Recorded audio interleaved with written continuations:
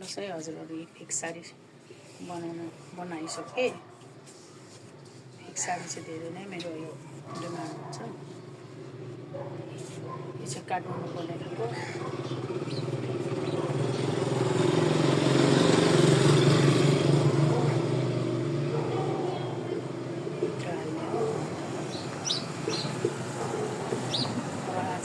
सकिहाल्यो क्या सेकेन्ड साडीको चालेको त अब सकिहाल्छ।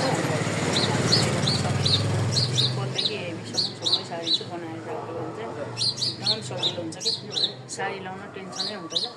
पूजा कति राम्रोसँग बस्छ। अब डान्स पार्टीहरू हेर्न जता डान्स गर्दा पनि नानी बोकेर लतारेर हिँड्दा पनि धेरै गाह्रो हुँदैन कि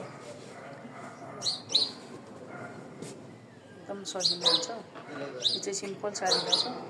एउटा दिदीले 4-5वटा बनाउनु भएको रहेछ कि एकैचोटि नै बनाइराख्यो भने अब फेरि लाउनु पाइयो नि त।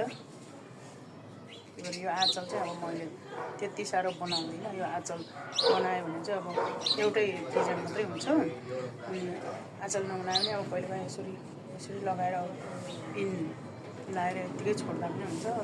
कहिले अब माथि लगेर सिङ्गिँदा पनि हुन्छ है। माथि लगेर आँचल बनाएर लाउँदा पनि राम्रो हुन्छ नि त। त्यही भएर आँचल चाहिँ अब फिक्स गरेको हुँदैन। अब तपाईँहरूले फिक्स गरिदिनु भन्नुहुन्छ भने त्यो पनि अब गरिन्छ। तर यो आँचल चाहिँ नबनाउँदा चाहिँ डिजाइन 2-3वटा डिजाइनले लाउनु पर्छ कि